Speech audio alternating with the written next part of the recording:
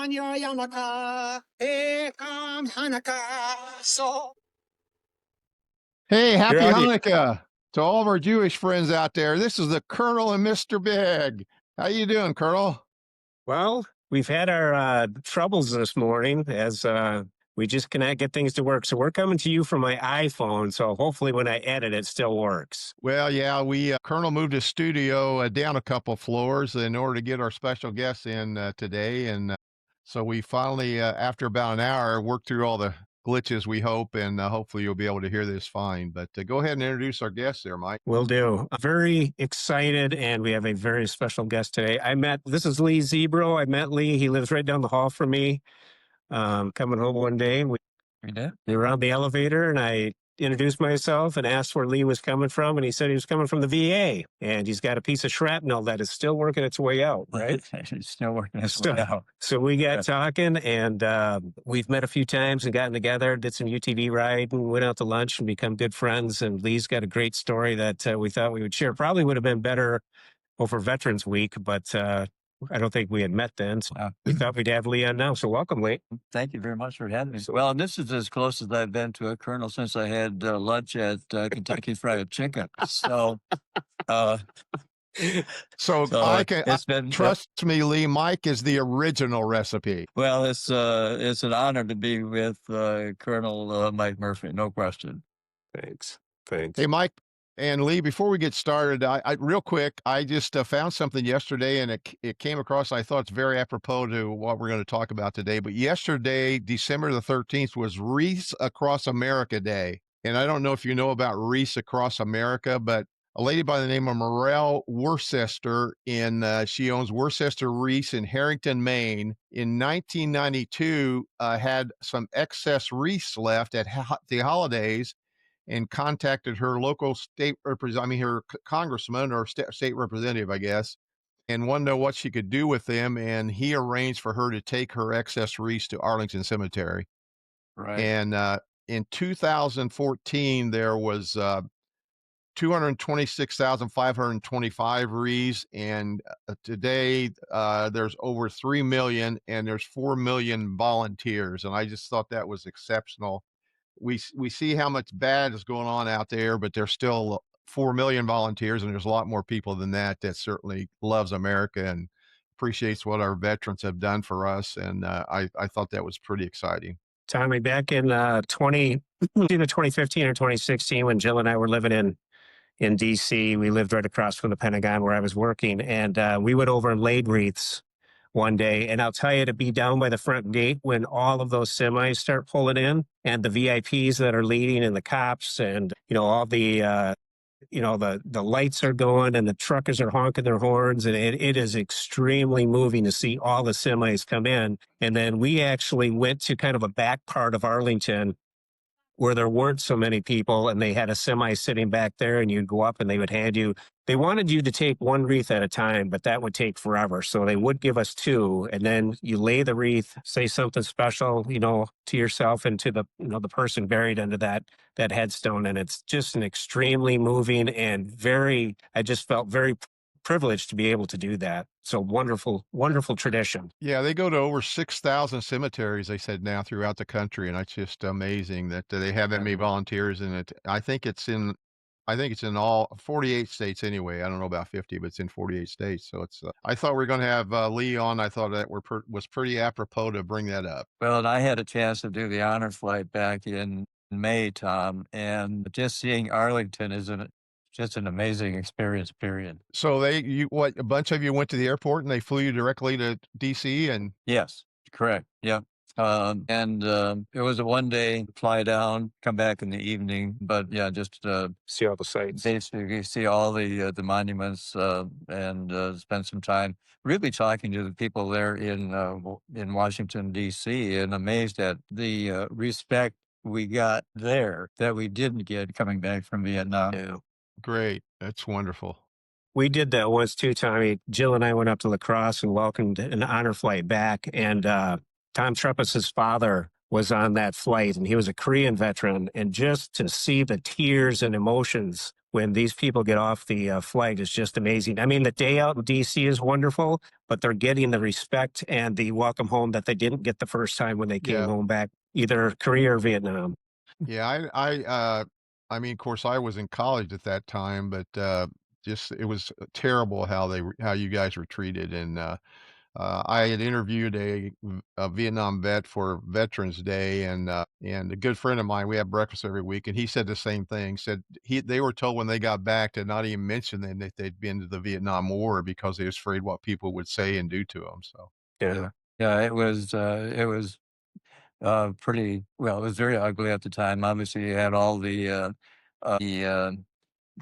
protests going on at the time, and so yeah, we were not welcomed back in a very nice way. Lee, I think, Mike and I have some questions for you, and hopefully any question I ask, if you don't wanna answer, just say that. I didn't know what to ask, and hopefully I don't wanna say nothing's off limits, but I didn't know if you wanted to talk about your time in Vietnam or not. If that bothers you, just let us know, and we certainly won't talk about that, but, Yeah. Yeah. Michael, So my first question is the status of the situation when you arrived in Vietnam, and where were you? So, what was the status of the war when you arrived, and where did you arrive at? go back to how you were drafted too and tell that. Oh, yeah, Okay. go ahead, I'm Well, sorry. no, that's okay. I can give you the basics. I arrived in a place called Duck Pho. It was I was assigned to Charlie Company, 1st to 20th, 11th Light Infantry Brigade, Marical Division, and I arrived in Vietnam in 1968. So at that point in time, the war was really beginning to heat up pretty significantly. And then I didn't leave until August of 1969. So within that period of time, things had really gotten pretty dire at that point. And you had a go back to you. I believe you were at Fort Knox, and correct me if I'm wrong, but you had a brand new baby too, didn't you? Yeah, we had actually it was Julie, my wife Julie, and I were married in July 22nd, 1967, and after some honeymoon and some time in New York, I was training to be an auditor for Metropolitan Life Insurance Company at the time. We were living in Mosinee, Wisconsin at the time. We moved from there to Detroit. That's where I was going to work as an auditor for Metropolitan. And then about, I think it would have been September, maybe early October, I got my draft notice and went down to Fort Campbell, Kentucky for basic training, came back for the holidays, Tom, and then went back after I'm doing the first of the year, probably. By that time, Zebro was pregnant, and then we started to think about what we were going to do. We spent some time eventually, and this is a little embarrassing, quite honestly, but I was the outstanding recruit trainee at Fort Campbell, Kentucky. And so as a result, I had an opportunity to talk to the DIs that were there. In fact, got to manage a company for a little bit of time. And they told me that if I wanted to stay and be in Wisconsin for the birth of the baby, I should apply for an NCO opportunity. And so I did. And long story short, turns out that the company was supposed to go to Vietnam. The whole company was supposed to go to Vietnam, and it didn't. It went to Korea instead, except for me. I went to Vietnam because I volunteered to be in the NCO program. And when I got to Fort down in I'm drawing a blank. I'm sorry. The Fort Benning, Georgia. I decided I did not want to be part of leading a platoon in Vietnam, so I bailed out and ended up in a casual company. And again, to continue the story a little bit, I made a friend who did the assigned areas of so whether it was Korea or Vietnam, wherever it might be. And he came back to me one day and said, I'd really like you to stay here in Fort Benning. Unfortunately, your orders for Vietnam were cut yesterday. So, so I'm going to Vietnam whether I want to or not. So that's basically the earliest And you went over as a clerk typist, correct? I went over. But ended up in the jungles. Yeah, I did. When I got to Vietnam, the clerks were there, and I don't know, about 6 or 7 of us happened to be at the same time, and one of the clerks came out and said, "A battalion is looking for a typist." Well, and so it's the old story, Tom, right? And if you suggest or they tell you that you're going to drive a truck, you end up pushing a wheelbarrow somewhere. I mean, Right. that was right. That was pretty much the case. And so I was a little hesitant to volunteer, but eventually I did. I said, yeah, I do some typing. They gave me a little typing test, and I was off to a battalion to do, we'd get radio calls with situation updates on a regular basis. The RTOs there would write a little note. I'd type whatever it is that they wrote. And I did that for a while. And then I guess I'd say the story was the Charlie Company commander, I don't know his name, came with some guys from Charlie Company, and we're going to play a football game. And I ended up on the battalion guys' side. And during the course of the game, and again, this is a little embarrassing because it's a little ego, but ended up intercepting a couple of the passes from the Charlie Company commander. And after the game, he came up to me and said, that you belong to me. And then he just simply walked away.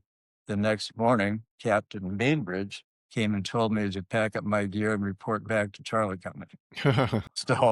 So I went from being a clerk typist in a pretty nice situation to back in the jungle, as Colonel Mike said. While in the jungle, what were the conditions? I mean, I hear that it rained all the time, and what were the conditions that you had to suffer through every day? I think it either rained every day or you sweated every day. You were wet constantly. You really tried. Your feet were very important, obviously, but most of the time they were wrinkled. You changed socks every, several times a day, but it didn't do any good. I mean, you'd end up walking through some water, whether it be rice paddies or streams of one kind or another. So hot, obviously, for the most part, although occasionally we would end up in some higher terrain, and then it got chilly. It would be down probably into the 30s, occasionally in the higher elevations. And then you went from being wet and cold,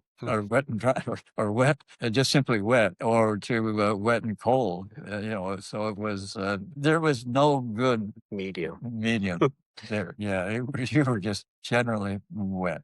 Tom, I'm kind of embarrassed to tell this story, but Lee and I went for a UTV ride. I think it was Wednesday. And he was asking me about, when I was in Iraq and how we slept and how often we got to shower. And I told him, I said, well, we had to watch our water consumption, but we pretty much got to shower every day and our bathrooms were pristine. And then obviously we were in a bunk every night. If I was ROND, meaning rest overnight out on the road, they would have tents pitched for us with bunk beds, which it was kind of filthy inside. But again, nothing compared to what Lee experienced in Vietnam. So Right. it's definitely a different way that we fight wars nowadays. And it's somewhat embarrassing. And I even told him, like on every Wednesday night over at Anaconda where I was stationed, they'd have steak and shrimp for the guys. I had a friend joke once. He says, yeah, you go out and kill the bad guys during the day and you come in and see the golden arches as you come onto base. That's how different it is from Vietnam. Huh. Yeah, because you probably ate K rations every day, right? Well, actually, C rations back then, C and rations. eventually they moved to the ready to eat MREs, Oh, okay. which were much worse, Tom, honestly, than the C rations were. Yeah. So the other thing is, we really did not get much of an opportunity to do showers, for example. I mean, you stunk. There was just no ways about it. You'd spend probably 3 to 5 days out in the boondocks, as it were, in the jungle, wherever. And yeah, eventually you just didn't even sit next to anybody because it just smelled so bad. I mean, it was just a fact of Speaking of that, of life. Insects, spiders, snakes, and did you have to deal with all that type of stuff? All that sort of thing. A lot of snakes. They had one that was called the 3 steps. Supposedly, when you got bit by that particular snake, you'd die within 3 steps or something like that. I don't think that's true. But yeah, spiders really as big as your hand. I mean, that sort of deal. And leeches. I mean, anytime you walk through a stream of some kind, you'd come out with any number of leeches that you'd have to get rid of. That sort of deal. Yeah, a friend of mine that was over there said that scorpions, in fact, he got bit by a scorpion and had to be medevaced out because, of the scorpion. Yeah, we didn't have that as best I know. It was really the snakes, the Uh, spiders, the leeches, insects. I got eventually when I left Vietnam, apparently had gotten bit by a female Anopheles mosquito, and I ended up with malaria once I got back to the States. So that was always an issue, and you could do DEET to deal with the mosquitoes. But at the yeah, same time, if you were on patrol, you didn't want to smell like DEET, obviously, right. so that somebody would recognize the smell and understand that Here they come. yeah, we're coming. It's interesting. You have these 19-year-old kids that you send to Vietnam, and not only do they have to fight the enemy, but they have to probably half of them were scared of snakes and spiders, and they had to deal with all that too. It's just kind of crazy. When I got back to Charlie Company after the football game, I was assigned to a platoon with Bob Navarro was the platoon leader at the time, and just a great guy, a Hispanic uh, uh, guy, and had just about finished his tour. When I got there, he was just about ready to head home, but he helped me a lot. I ended up being carrying a radio for Bob Navarro, for Sergeant Navarro, and then eventually was moved up to where I was the company RTO. But Bob taught me how to kind of camouflage the radio, some of that sort of thing, and to deal with some of this other stuff. And one night we were sitting in the bunker, kind of visiting with each other because wherever Bob went, I went, and he was terribly afraid of snakes. And I told Colonel Mike this story, but he would actually fold his legs up under him so he didn't feel like he was anywhere near a snake issue sort of a deal. Well, Yeah. I grabbed him by the thigh, and if he'd had a gun, Tom, he'd have shot me. No question. No, there was he pretty much went ballistic. I didn't do that a second time. Yeah, I bet not. I'm the same way. I cannot stand snakes of any kind. So What was a typical day like for you? Did you do a lot of day missions, or were they always at night, or a little bit of both? a little bit of both. Yeah, we did some night conditions. Yeah, I would say a little bit of both. If we did night conditions, sometimes we get a dog handler to go with us. As some of bit of a precaution for ambush, that sort of deal. I would say we worked off of landing zones, LZs, or yeah, I guess LZs. And so we had, I don't know, 3 or 4 that we would work off on a pretty regular basis. LZ Thunder, LZ Bronco was the company command. And then Charlie Brown was in a little area off some lake or something out there that we worked off of. Every once in a while, we'd run into the Navy, and they did okay. They were much more like the Colonel Mike in Iraq. I think they had television, they had freezers, they ate very well, and so we would sponge off of those guys at every chance we got, basically. At that point, So when you worked off these LZs, were you protecting those areas, or looking for the enemy that'd be out in those areas, or what was the mission? yeah, we would have been out to basically search and destroy.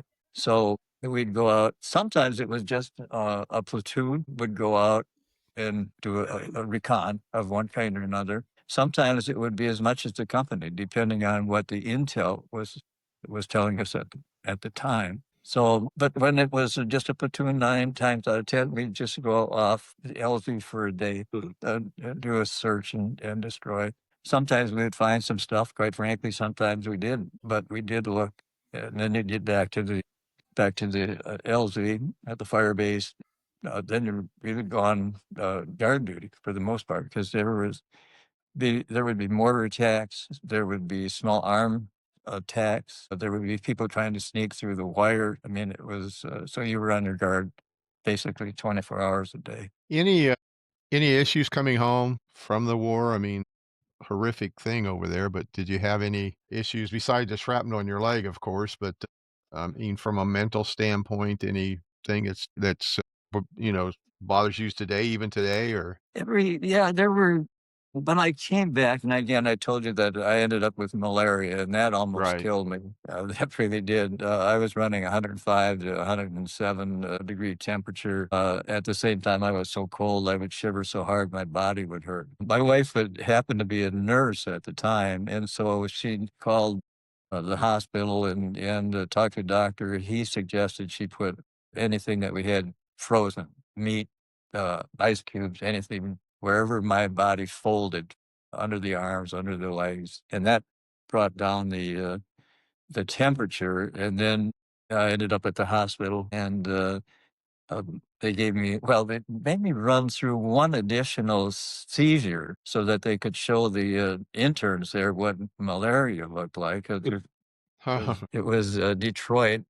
You would have thought that they might have understood that I came back from Vietnam and could have malaria. Well, I did have, but after that, then they gave me the pills, and I was done in a couple of days and pretty much back to normal. But I did go through some issues where I was always thinking that I was going to have to go back for a second tour. Yeah. That I'd end up with nightmares with that for a while. And still today, there were a couple of instances. We lost a soldier in a mortar attack that had been in the army for 20 years. He was just about to finish his last tour of duty in Vietnam, and he was killed in a mortar attack.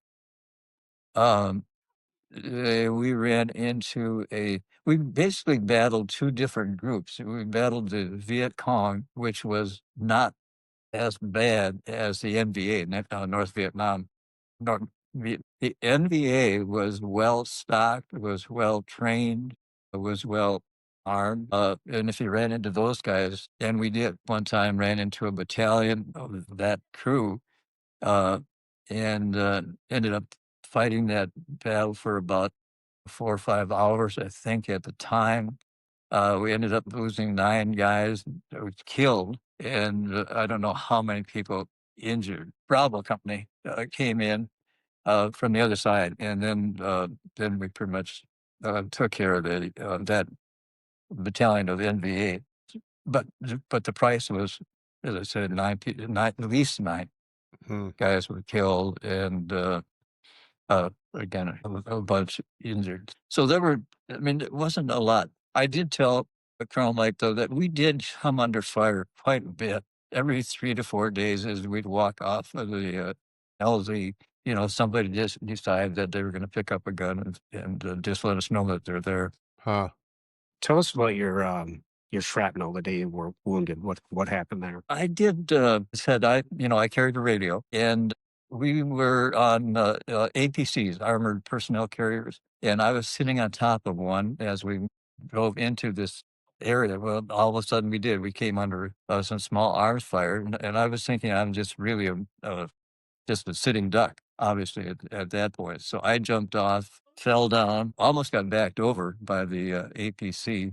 They didn't. Fortunately, they stopped before they got there. But then the APC left, and I was on the ground basically by myself. There wasn't anybody else around, and it was hot. And so eventually I started to really, I think, get dehydrated for sure. Yeah, I mean, I had some canteens, and so I drank that, but I was out of water basically.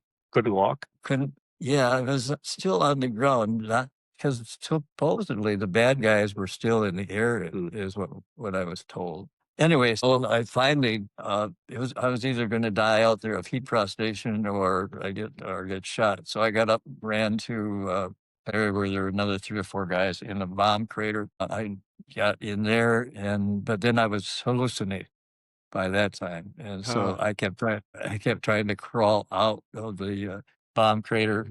They the guys there kept pulling me back into the bomb crater until we could be sure that the bad guys were gone as best we could. But then they took me to got me into some shaded area, got me some water, and then put me on a helicopter with a couple of other guys and flew me to the company headquarters as such. Gave me an IV to rehydrate me. And then I think I fell asleep because that would have been about the middle of the day. And when I finally woke up, it was more like evening. And so there was nobody else around. And I tell the story very freely. I pulled the IV out of my arm and then went back to the company. Yeah. Yeah. And so, Tom, So right did now, they operate on you there or to try to get the shrapnel out, or did they do anything there or no? No, I knew that it had cut my trousers, whatever that little, it couldn't have been a big piece of Yeah. shrapnel, Yeah. but it did cut my trousers, so it was sharp. And then it also cut my leg a little bit. It bled a little bit that day, but they didn't bandage me. They didn't do any of that sort of thing. There was another guy that had been shot in the abdomen. One of the other guys had lost part of a hand that Uh, same day. And what I had just didn't seem of any consequence at the time. so the older you get, the shrapnel start bothering you more? Is that the case with It actually, so this would have been, I think Mike and I are deciding is sometime probably 1969 when I got hit. And Okay. so, Yeah. uh, so this would have been, I think in 2017, my wife and I celebrated our 50th wedding anniversary, and we were sitting on a boat with some white leather, fake leather. It wasn't leather, but it was fake leather. Yeah. And I had my legs resting on the cushion, and all of a sudden the leg started to bleed out the back. Huh. So that would have been 30 years later, 40 Right. years later, Yeah. whatever the deal was. And then eventually it worked out into a scab on the front of the leg. So it worked all the way, whatever was in there, it worked all the way from the back of the leg to the front of the leg. And now I've been dealing with that for about the last, almost 2 months. It got infected. They gave me some antibiotics to deal with that and just started trying to get it to heal, and it took a long time. Tom, we're working on, we just sent a letter to the National Personnel Records Center in St. Louis. Lee has all of his medical paperwork, and we're hoping to get the morning reports from a 6-month time frame, which would hopefully have something in there about the attack where he was injured. We would love to have some sworn statements, but obviously those people are wherever, could be deceased, they could be living anywhere in the world. So Right. that would be a tough connection, but we're hoping to get some morning reports. We'll compile this stuff, send it into the awards division down at Human Resources Command, and hopefully the decision would be made to award Lee a Purple Heart that he has earned. So that's what we're working on right now. Great. That's fantastic. He certainly did earn it. So I mean, I hope that happens. I appreciate Mike for doing that. He's really he's taken this ball and really has run with it. So You've earned it. So What about your views towards US military today and war per se? What's your views today as you look back? well, I did write a little bit of a memoir, for lack of a better term. I wanted people to understand to some extent what the war was really like. Because so much of it is Hollywood, and some of it's okay. Some of it, I think, is just Hollywood. So I wanted my kids, if nothing else, to understand what it was like being Right. over there for the year. But in kind of the final words, I said I was proud to serve. I think the thing that bothered me the most probably was the fact that we came back in the days of the uh, all the stuff that was going on in college, universities. I mean, Right. all those protests that we had to deal with. And I came back to a very good situation. I mean, our son Bill was born. My wife Julie was doing fine. Most of that sort of deal. But what I said was, you can hate the war. You shouldn't hate the warrior. Right? Right. Exactly. So I think we just never learn so often. I think we watched Schwarzkopf Right. Gulf War. in Gulf War, whenever that was. I mean, he took the right approach. you go in there, you forget the politicians, and you do what you're trained to do, right? And you get the thing done and over with and get out of there. That's basically, I think, I think they have probably right. Yeah. So I think that was it. I'm still very proud to be a veteran, and we've been treated so much better recently than we ever were when we came back from Vietnam, no question. So I'm good. I want to ask you one story. You have a necklace that you still wear. Yes. Do you mind telling us that story? No, I don't. I had a friend, and medics were called Doc, Tom. I don't even know this fellow's name, but he was the company medic, and I was the company RTO at the time. And so this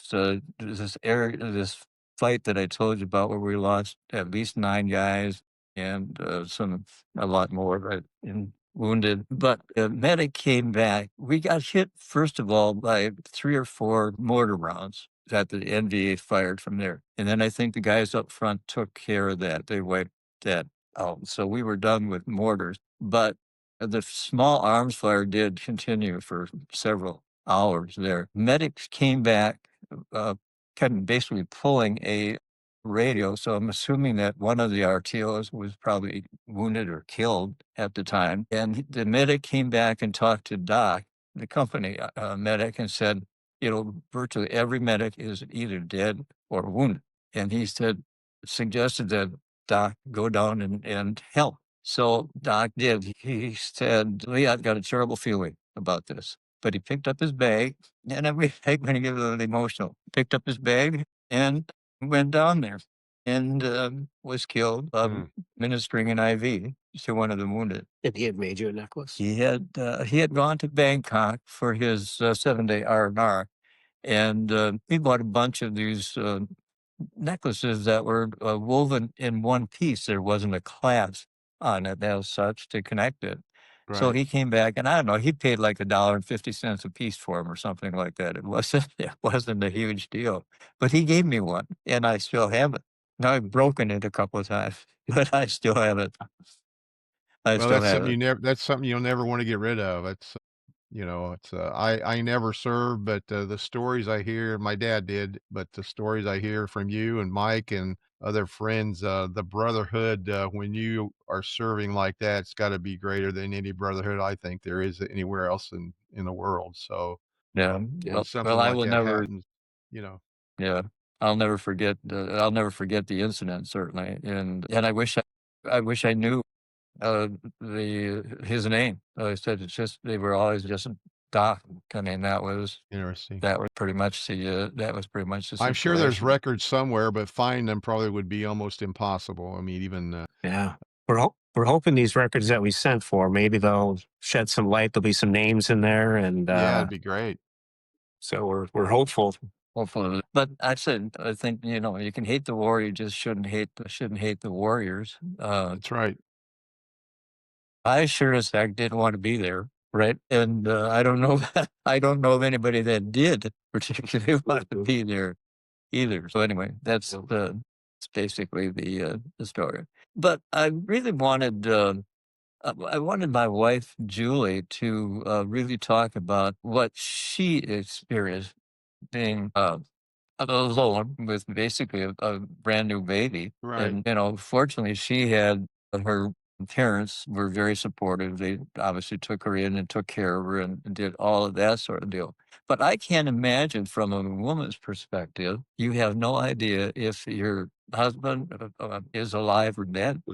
Right, you're living in an unknown territory. At the time, we had Julie did write me a letter every day. I didn't always get the letter every day, obviously, but she did write.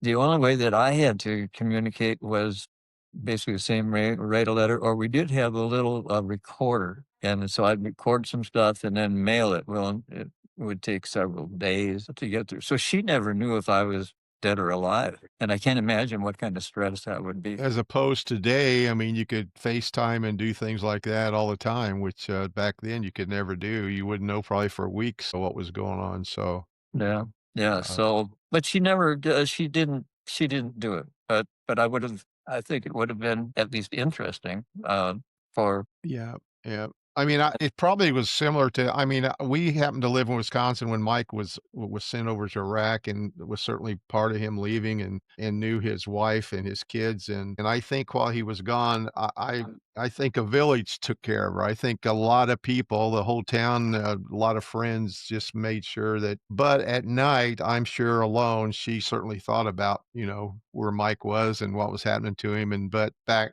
again, you were able to communicate more on a more regular basis than you would have been back in the past. But even your wife, I think she probably had a village at home that certainly she was around her parents and probably friends that at least she could lean back on if she had to.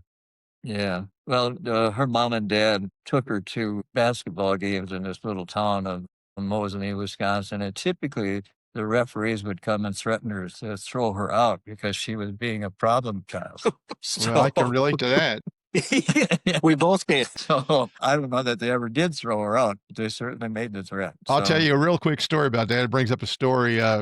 Mike went to Royal High School, and my daughter, our youngest daughter, when we lived in Wisconsin, went to Royal High School and played basketball and volleyball. But she was, I think she was a junior, and she was playing a basketball game, and I would yell from the stands, and she didn't get a rebound or something, and I yelled for her to rebound the ball. And right in the middle of the game, she stopped on the court, pointed her finger at me, and said, "Shut up," in front of the whole crowd. And I didn't say much after it. I still yelled some, but not near as much as I had been not in the near as past. bad. So, well, Lee, I don't know That's if good. Mike has anything else, but I certainly wanted to thank you for doing this and how much I appreciate your service, and thank you for your service and the time you spent, and hopefully and hope and pray you're able to get that Purple Heart that you so well deserve. Yeah. What I'd like to say is that I feel honored to know Lee, and we have so much in common. Lee's from Mosinee, and Mosinee and Antigo is where my unit came out of. As far as their base, I had soldiers from all over Wisconsin, but that's where Right. we were based out of.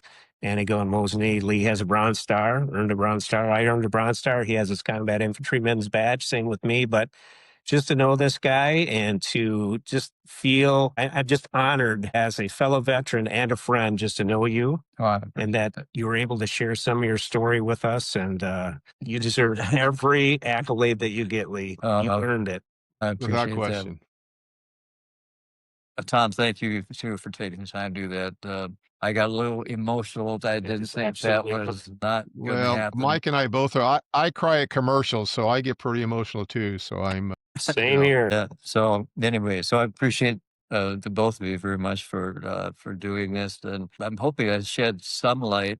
I mean, there's a lot more to tell, certainly, but I hope I shed some light on what we went through. I'm sure our listeners will appreciate it. We got a lot of veterans that listen to this podcast. I know I got a lot of friends that are veterans that listen to it, and I'm surely they will certainly enjoy your story and what you've been able to share with us.